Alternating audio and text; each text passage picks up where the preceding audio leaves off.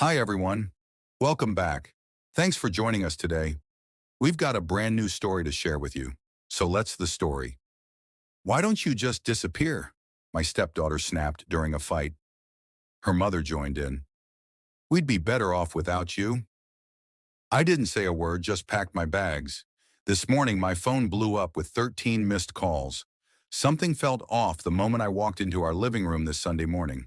The house was unusually quiet, but that wasn't it. My eyes swept across the room, trying to place what was wrong. Then it hit me. All our family photos looked different. I stepped closer to the large frame above the fireplace, the one from our trip to Yellowstone last summer.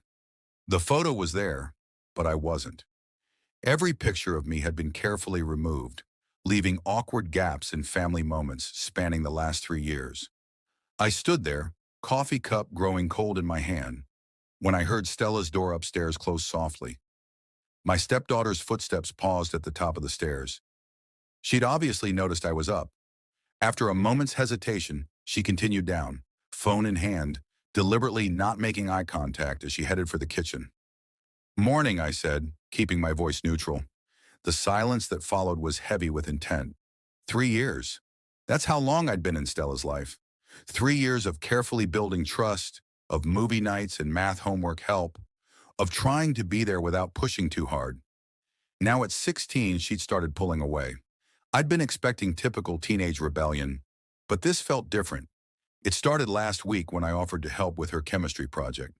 She'd been struggling with the subject, and I thought, well, it doesn't matter what I thought. Her response was like a slap.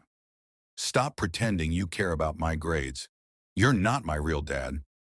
I'd heard variations of that before, but something in her tone was new, sharp, deliberate. Delilah, my wife, was in the kitchen and must have heard, but she said nothing. That silence felt like choosing sides.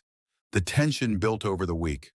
Small things, dishes left in the sink with pointed looks, doors closing just a bit too hard, conversations that stopped when I entered rooms. Delilah grew distant too, deflecting when I tried to discuss what was happening. "She's just being a teenager, Thomas. Don't make it about you." But last night, everything exploded. Stella was texting at dinner against our usual rules. When I gently reminded her, she threw her phone down. "God, why are you always policing everything I do? Why can't you just leave me alone?" "Stella," I started, "I'm just trying to—" "To what? Play dad? I already have one." She stood up, chair scraping against the floor. "Why don't you just disappear? Nobody asked you to try so hard. It's pathetic." I looked at Delilah, expecting. I don't know what I expected. Support? Mediation? Instead, she set down her fork and said quietly, "Maybe we'd all be better off if you did." The words hung in the air like smoke. 3 years of memories flashed through my mind. The day Stella first laughed at one of my dad jokes. The night she called me in tears when her first boyfriend broke up with her. The proud smile Delilah gave me when Stella asked me, not her mom, to help pick out her prom dress. I stood up slowly, my dinner half-eaten. "Okay," I said simply. "Okay." "What?" Stella challenged, but there was a flicker of something in her eyes. "Uncertainty, maybe. If that's how you both feel." "Okay." I walked upstairs to our bedroom and pulled out my old duffel bag. I could hear them whispering downstairs, but nobody came up. As I packed enough clothes for a few days, I noticed my hands weren't shaking. I felt oddly calm. When I came down, Stella was gone, probably to her room. Delilah stood in the kitchen doorway, arms crossed. "So you're just leaving? That's your solution." "You said you'd be better off," I replied, checking for my keys and wallet. "I'm respecting that. That's not—" I didn't mean she stopped. Pride or anger or something else holding back whatever she was going to say. I picked up my bag. "I'll be at Ryan's. I'll figure out something more permanent soon." I paused at the door. You know, when Stella said those things before, it hurt. But hearing you agree? That broke something, Dell. I drove to Ryan's place in silence. He took one look at me and set up his guest room without questions. That's the kind of friend he is. I turned off my phone and took a sleeping pill from the emergency stash in my travel kit. This morning I woke up to sunlight streaming through unfamiliar curtains. When I finally turned on my phone, it exploded with notifications. 13 missed calls, 8 from Delilah, 3 from Stella, 2 from Quinn, my sister, 27 text messages, 4 voicemails. I haven't listened to them yet. I'm sitting here in Ryan's guest room, watching the morning traffic below, thinking about those empty spaces in our family photos.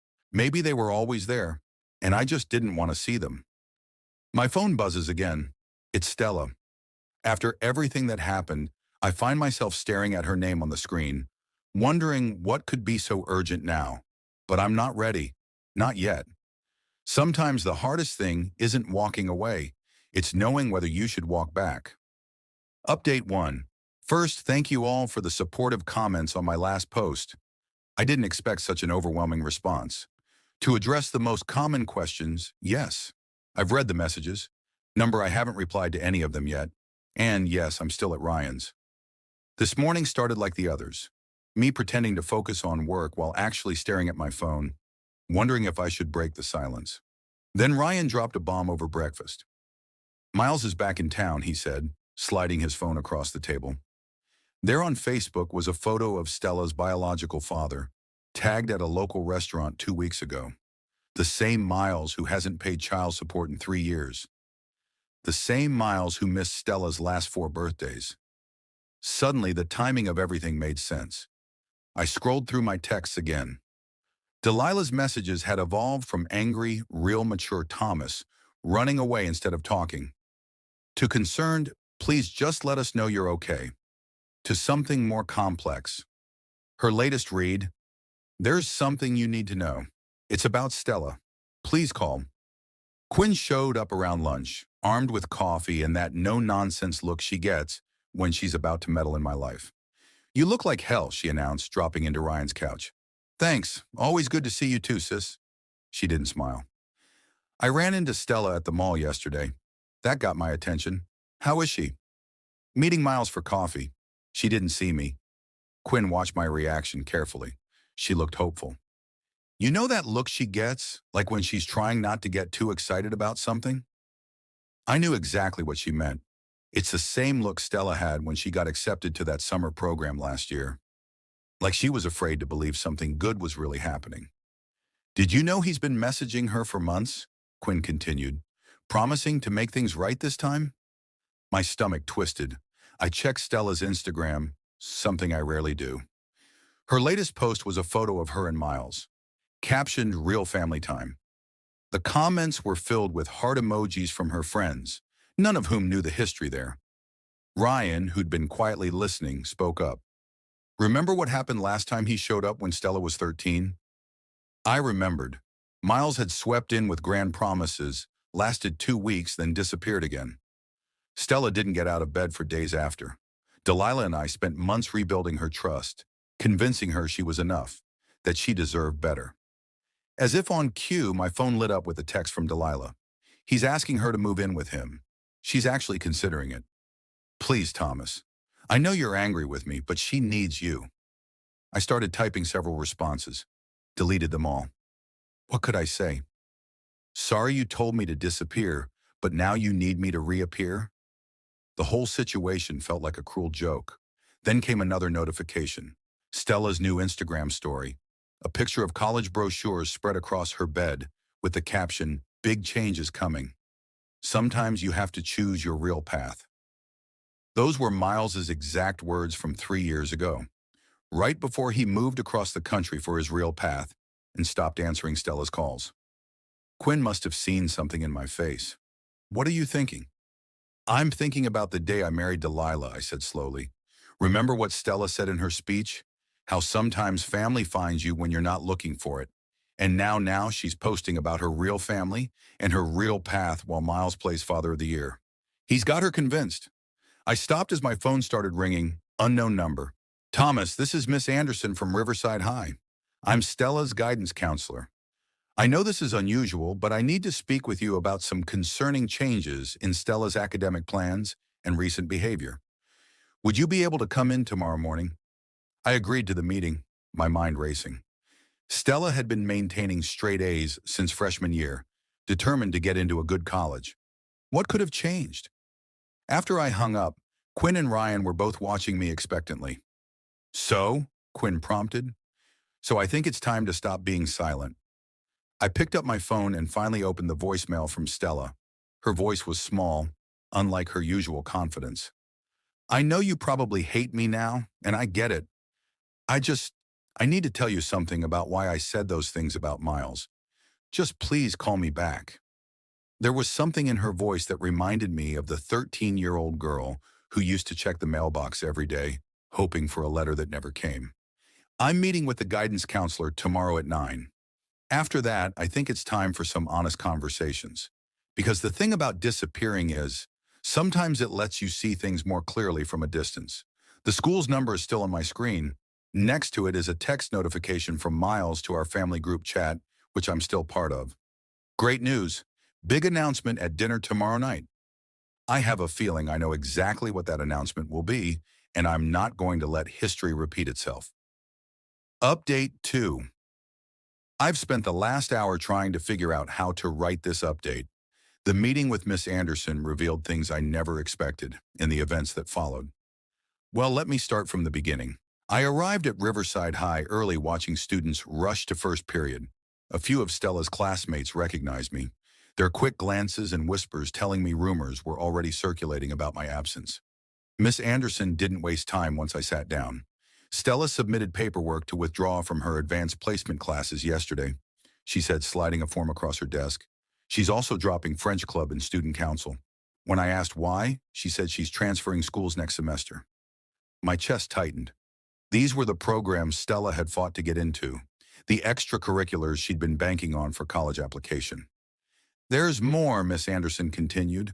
Last week, she asked me to send her transcripts to 3 different schools, all in California. She paused, watching me carefully. The same city where Miles recently bought property. That's when the pieces started falling into place. I pulled out my phone, showing her Miles's big announcement text. Let me guess, he's opening a new business out there. She nodded. Stella mentioned something about a startup, said her father needs family investors to get it off the ground. The familiar sick feeling returned, the same one I got 3 years ago when Miles convinced Delilah to loan him money for a sure-thing business venture. Money we never saw again. I left the school and drove straight to our house. Delilah's car was in the driveway, and through the window I could see her pacing in the kitchen, phone to her ear. She spotted me and rushed to open the door before I could even knock. He asked her for money. She said immediately, her college fund. He's been filling her head with promises about this tech startup, saying if she invests now, she'll make enough to pay for any college she wants. Where is she? Coffee with Miles. Again, Delilah's voice cracked. I tried telling her it's a scam, but she accused me of being jealous that he's finally stepping up. She said at least he believes in her dreams. I sat down at our kitchen counter, the same spot where everything fell apart a week ago. Why didn't you tell me he was back? I tried to handle it myself. Thought if I kept them apart. She shook her head. Then you and Stella had that fight, and she said those things, and I panicked. Sided with her because I was afraid if I didn't, she'd choose him completely. Before I could respond, the front door opened. Stella walked in, freezing when she saw me. She looked different. Makeup done carefully, wearing the expensive jacket Miles must have bought her.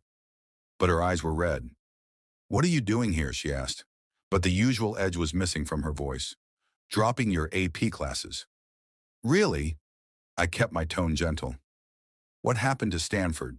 Plans change, she mumbled, not meeting my eyes. Dad says, Miles says, I corrected quietly. Something flickered across her face. He has connections out there. The startup is guaranteed to, like the classic car dealership was guaranteed, or the food truck franchise. I pulled out my laptop, opening the documents I'd spent the morning gathering. I did some digging. Want to see Miles' current business registration status? Or his credit report, or maybe the 3 pending lawsuits from his last guaranteed investment opportunity? Stella's hands trembled as she took the laptop. With each click, each document, the careful facade cracked a little more. When she reached the lawsuit from his previous stepdaughter's grandmother, seeking to recover college funds he'd borrowed, The first tear fell. He said, she swallowed hard. He said he's changed, that he wants to make up for lost time, that we could be a real family if she stopped looking up at me suddenly. The photo album. He said I had to prove I was choosing him, that you were the reason he stayed away because you took his place. Oh, sweetie. Delilah moved toward her, but Stella stepped back. I knew, she whispered. Deep down, I think I knew, but I wanted so badly to believe. Her phone buzzed, another text from Miles. She stared at it for a long moment before turning it off completely. I have to go, she said abruptly, heading for the stairs. I need to think. We let her go. Sometimes space is the kindest thing you can offer. Hours passed. Delilah and I talked, really talked, for the first time in weeks about fears and mistakes, about Stella and Miles, about us. Around midnight, I was getting ready to head back to Ryan's when my phone lit up with a text from Stella. I messed up. Everything's messed up. Can we talk? I mean, really talk. Not about Miles or money or anything. Just remember when we used to get ice cream after my dance classes and you'd let me rant about school drama? Could we maybe do that? I know I don't deserve it, but I'm typing this from the car parked outside our local ice cream place. It's technically closed, but the owner knows us. We've been coming here for 3 years.